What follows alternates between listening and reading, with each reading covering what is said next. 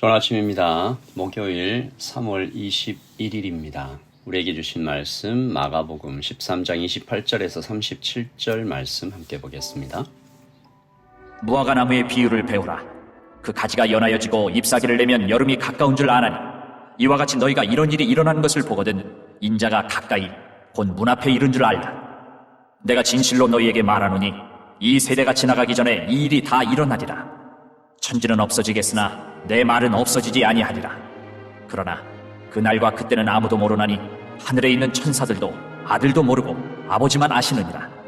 주의하라, 깨어있으라. 그때가 언제인지 알지 못함이라. 가령 사람이 집을 떠나 타국으로 갈 때에 그 종들에게 고난을 주어 각각 사물을 맡기며 문지기에게 깨어있으라 명함과 같으니 그러므로 깨어있으라. 집주인이 언제 올는지 혹 저물 때일는지 밤중일는지 다굴 때일는지 새벽일는지 너희가 알지 못함이라. 그가 호련히 와서 너희가 자는 것을 보지 않도록 하라. 깨어있으라.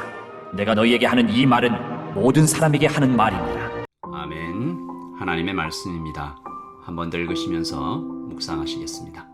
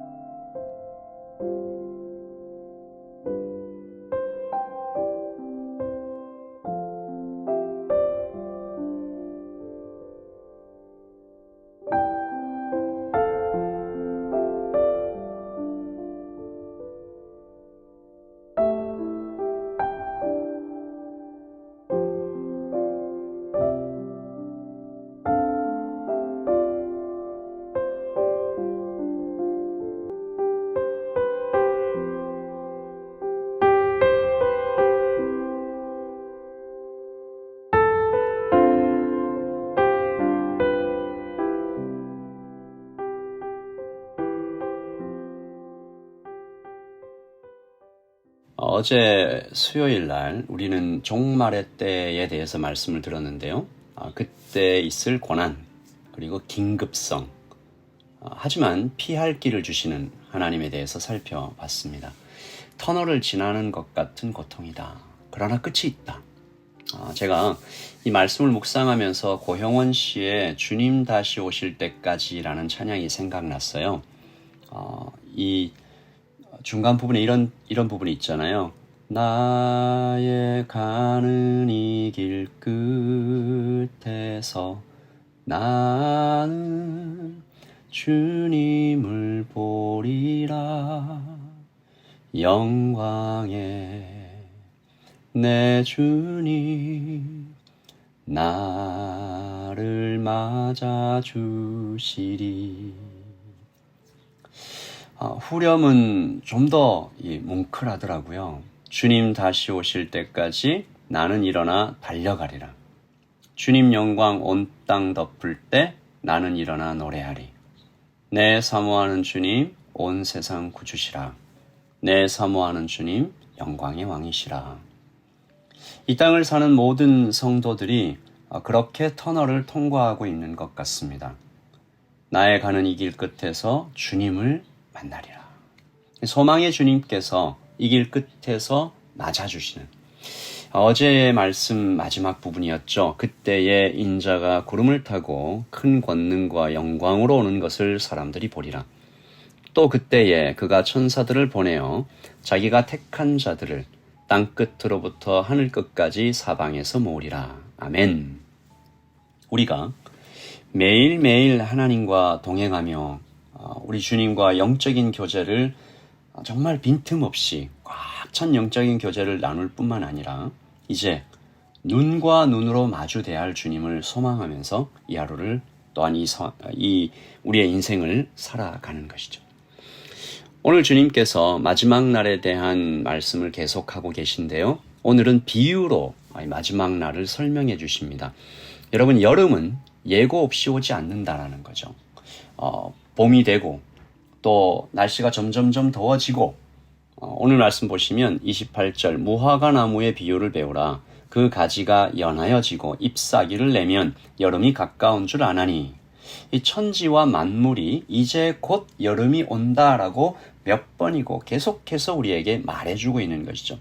오클랜드도 지금 가을로 접어 들어가고 있지 않습니까? 아침 저녁으로는 꽤나 쌀쌀합니다. 여러분 건강 주의하시고요. 우리가 그렇게 다가올 가을 그리고 다가올 여름을 느끼고 있는 거죠. 마지막 때도 그렇습니다. 예고 없이 오지 않는다는 거죠.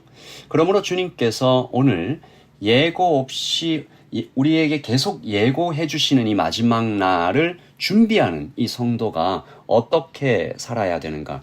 주님 한 말씀 하십니다. 깨어 있으라.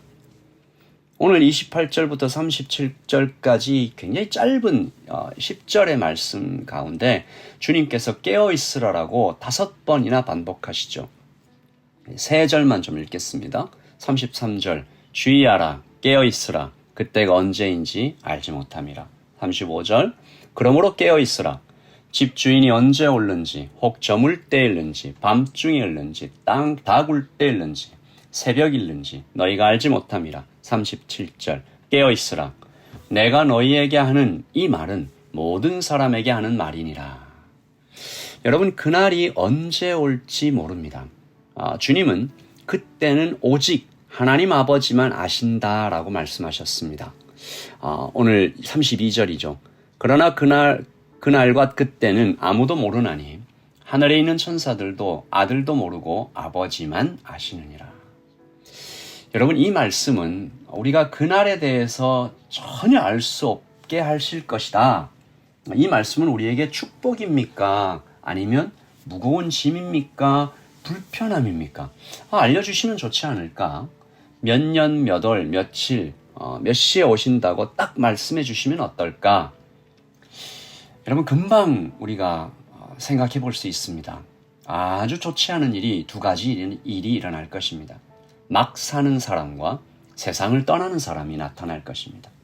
막 사는 사람, 그날이 되기 전까지 욕망이 시키는 대로, 쾌락이 원하는 대로 그냥 사는 거죠. 마치 시험 공부를 할 때 벼락치기로 며칠 전부터 열심히 하는 것처럼 경건도, 기도도, 회개도 그렇게 벼락치기로 하겠다라고 얘기하면서 막 살아가는 것입니다. 혹은 정반대로 아예 세상을 떠나 산속에 들어가든지 그러는 사람들이 생기겠죠. 산속 깊은 곳 혹은 사람들이 없는 곳으로 들어가 이 세상은 아무 의미가 없으니 주님과 더 깊은 교제를 누리자라고 주장하는 사람들이 생겨날 것입니다. 역사 속에 이런 사람들은 계속 있었습니다. 한국에서 다미선교회라는 선교회가 몇 년, 몇 월, 며칠에 주님 오신다고 해서 아주 큰 사회적인 파장을 일으켰던 적도 있고요. 여러분 둘 다 주님께서 원하시는 삶이 아닙니다. 주님은 세상의 소금과 빛이 되라고 우리에게 말씀해 주셨죠. 등불을 켜서 아래쪽에 두는 사람이 없다. 높이 들어 세상을 비추라라고 하셨습니다. 동시에 우리에게 세월을 아끼라라고 하셨죠. 할 수 있는 모든 기회를 사용하여 내가 살아가는 삶의 현장에서 주님을 사랑하고 이웃을 사랑하자라고 하셨습니다. 그리고 그것이 곧 우리도 살리는 길이 된다라는 것입니다. 믿음은 양이나 숙제가 아니라 상태인 것이죠. 다시 말해 관계입니다. 여러분 벼락치기로 관계가 가능할까요? 1년을 무관심하다가 하루만 잘하는 관계가 정상이 될 수가 없겠죠. 오늘 이 말씀은 그러므로 언제 쳐들어갈지 모르니까 정신 바짝 차리고 떨면서 기다려라. 잠도 줄이고 늘 경계태세를 유지하라 라는 말씀이 아닌 것입니다. 주님과 늘 교제하고 있는, 주님과 아침 저녁으로 순간마다 만나고 있는 그 상태를 유지해라. 이것은 거꾸로 얘기하면 주께서 하시는 말씀이 나는 늘 너와 함께 있고 싶다라는 말씀이죠. 그리고 주께서는 이미 사실 나와 그렇게 묶여 계시다라는 선언을 해주시지 않았습니까? 오늘 말씀 앞에 나온 우리 모두가 정말 주님 그때를 알지 못해 우리가 두려워하고 불편해할 것이 아니라 오늘 내가 만나는 주님으로 충분합니다. 지금 이 순간 주님께서 나에게 부어주신 은혜로 정말 넘치듯이 충만합니다라고 기도하는 우리 모두가 되게 하여 주시옵소서라고 기도하겠습니다. 그리고 그날을 기다리는 우리 모두가 정말로 36절 그가 호련히 와서 너희가 자는 것을 보지 않도록 하라. 주께서 우리가 주님과 아무 상관없이 살아가고 있는 그 어느 날 오셔서 우리를 향해서 슬픈 눈을 하지 않으시도록 오늘도 우리가 주님을 기뻐하며 주님을 사랑하며 오늘 하루를 살기를 소원합니다. 기도하겠습니다. 하나님 아버지, 깨어 있으라고 하십니다. 일어나라고 하십니다. 지금 당장 주님께 나오라고 하십니다. 아버지 하나님, 오늘 주님과 더 뜨겁고 더 깊은 관계를 누리기를 원합니다. 주님, 우리와 함께하여 주시옵소서. 아니, 주님께서 우리와 함께하고 계신 것을 압니다. 주님을 더욱 사랑하고 더 만나는 오늘 하루가 되기를 원하며 우리 주 예수님의 이름으로 기도합니다. 아멘. 여러분 평안하십시오. 그리고 주님과 오늘 아주 생생한 교제를 나누시는 여러분 되시기를 소원합니다. 샬롬, 평안하십시오.